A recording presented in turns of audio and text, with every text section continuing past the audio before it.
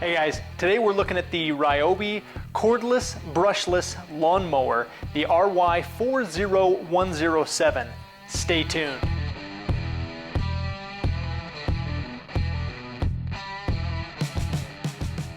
So guys, again, we're taking a look at the Ryobi Brushless Cordless Lawnmower today. It will be the first video in a mini series of videos we will be doing on the Ryobi gardening power tools.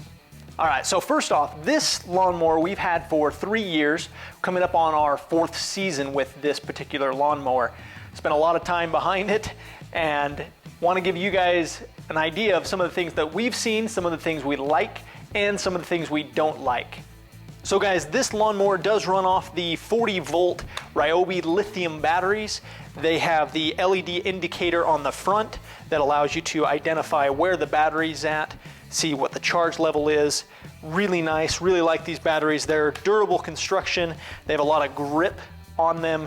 They have a quick release locking mechanism that lets them go into place easily. And the durable housing also protects the contacts so that they don't get ruined.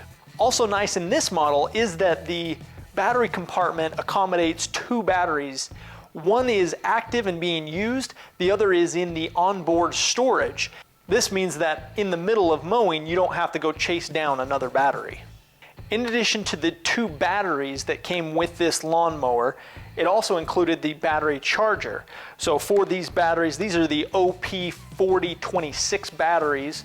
It also included the OP400 charger that came with this.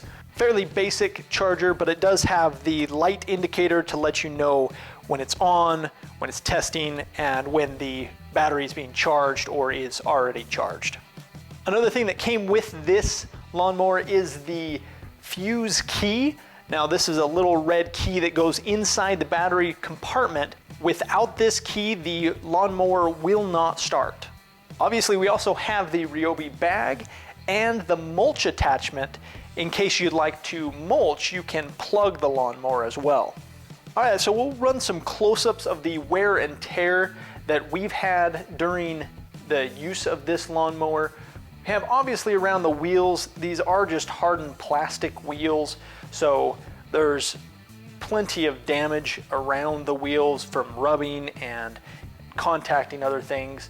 The body of the lawnmower is actually in pretty good condition, although one of the things we don't like about this lawnmower, even though it saves some weight, the drum or the tub of the lawnmower where the blade spins is plastic. You can actually hear it when the metal blade contacts the side of the housing.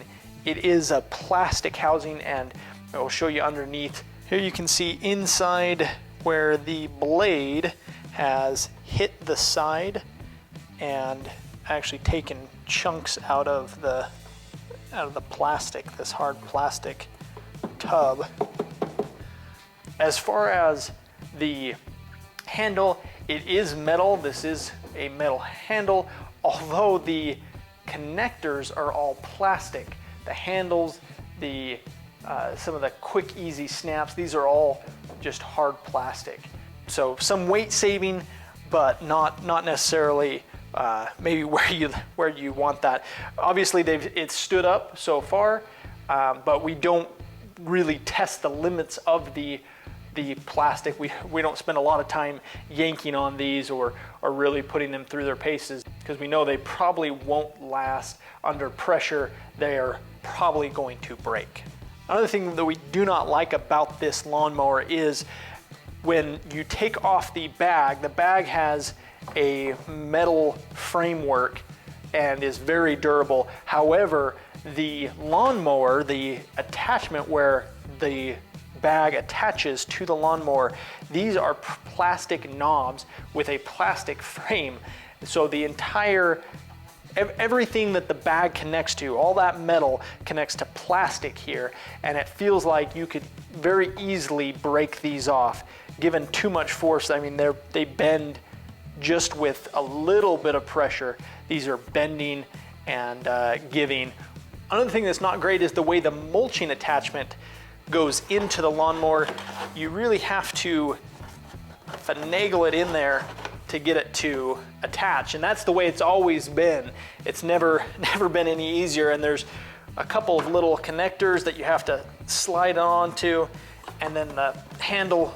But you really have to fight it if you're switching between mulching and bagging. Hopefully you're not doing that very often, but if you are, getting that mulch attachment in there is kind of a pain. One thing that we really like about this lawnmower is it has the single point height adjustment. So instead of going around to all 4 wheels to adjust the height, most lawnmowers have this today where you can adjust quickly with the single point height adjustment. And where this lawnmower is so light, it doesn't take much to adjust. Now, one issue that we have with that though is that the lawnmower's height rating is between 1.5 to 3 3/4. But if we take a tape measure to it, the blade sits about right here if it was on the outside, and that measures out at 3 inches instead of the 3 1/4 that this should be cutting at. So it's a lot lower than I would like for the grass in the area that we live. And that means that anything lower than this 3-inch mark means that we're essentially killing the grass. So we've had to keep it on the highest setting, which is kind of a negative because it'd really be nice to get a little more out of the height from this lawnmower. All right guys, here's a close-up look at the battery compartment. Again, it has a place for the primary battery to go here, and it will click into place. And then the onboard storage here for that second battery. And then also included inside this cover is a place for the fuse key, and that is directional. There's only one way that it will go in. The lanyard comes inside the case. If you put it in this way, it will not work. The fuse key actually doesn't even fit in that direction, so you have to turn it this way and it will slide into place just like that. All right guys, so now for the way that you start up this lawnmower. The first thing that you have to do is obviously have the battery installed. The fuse key has to be in and in the right direction. And then to start it, you have to hold this button for 3 to 5 seconds and then pull this lever.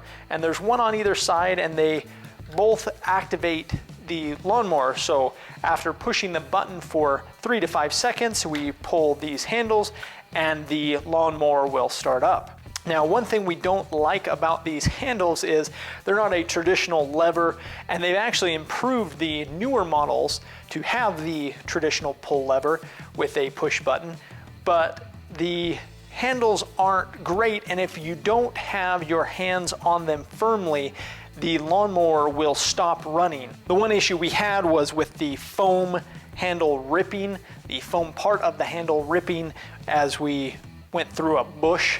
It ripped a little chunk out. However, other than that, the handle's not bad. It's comfortable, it's pretty ergonomic. All right guys, so now what I'm gonna do is start up the lawnmower with the Decible Counter on my phone here. So we'll go ahead and start the lawnmower and see where the decibel rating is. Right now, as I'm talking, it's somewhere around 70, 75 is a conversation here with it in my hand. We'll go ahead and press the button here and activate the lawnmower.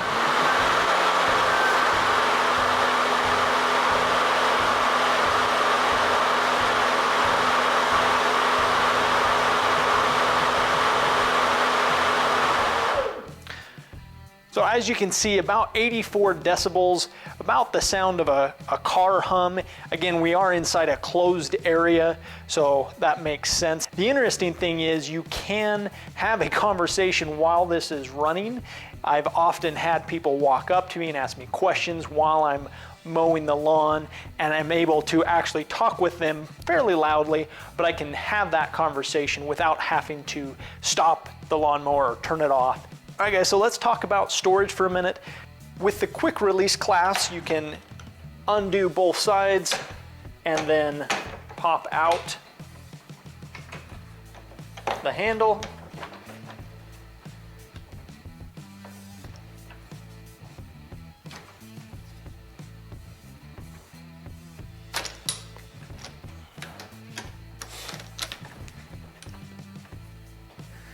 and it will fold down in this zigzag shape here, so pretty compact. As far as space needed, it only takes up about 40 inches in the one direction, and only about 21, 22 inches in the other direction. So pretty compact, pretty nice and easy to store, especially in the winter around here where we're not gonna be using the lawnmower. It's nice to be able to tuck it away. So guys, there's a lot of really good things about this technology. The fact that it's battery powered means that it's very convenient, it's very quiet. I can mow my lawn early morning or late in the evening, and it isn't much louder than a car driving by. Also nice about it, it is really lightweight, which means you can pick it up and carry it pretty easily and move it around if you needed to. With the fuse key, it keeps it nice and safe so that you don't have your kids or anyone else trying to access it. It's very compact, which means that you can store it very easily. However, there are a lot of disadvantages with this lawnmower, one of which is that it's only a 20-inch cutting width. So if you're used to the 24 or a 26 even, this is definitely a step down from that, which means you're gonna have to take a couple extra passes. Also, because there is a lot of plastic to save on that weight and the cost, you also have to be aware of the wear and tear that the plastic is going through. Definitely don't want to be moving pieces or parts more than they need or more than you have to avoid stressing out that plastic. As far as runtime goes, the 40-volt batteries aren't bad, but it does take 2 batteries to do my yard, which is a 1/4 acre. Obviously, bagging versus mulching, you get different run times. Bagging does use more battery, in fact, almost 2 full batteries, where mulching only requires 1 and maybe a little bit of the second battery. One of the things that you have to keep in mind if you're planning on switching from a gas-powered lawnmower to a battery-powered lawnmower is that you're not losing that maintenance, things like oil changes and putting gas in.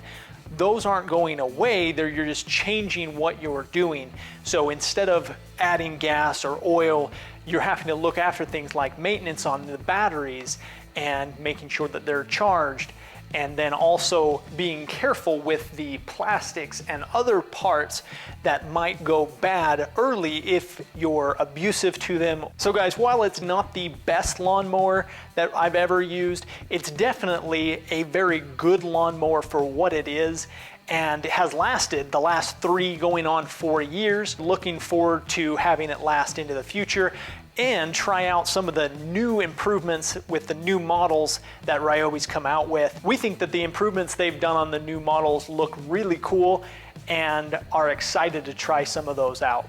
So guys, that's it for today. Hope you liked this video. If you did, make sure to give us the thumbs up. Also check out our other videos on our channel, and don't forget to subscribe while you're there if you haven't already. As always, make sure to leave a comment below to let us know what tools you'd like to see next. Thanks for watching. You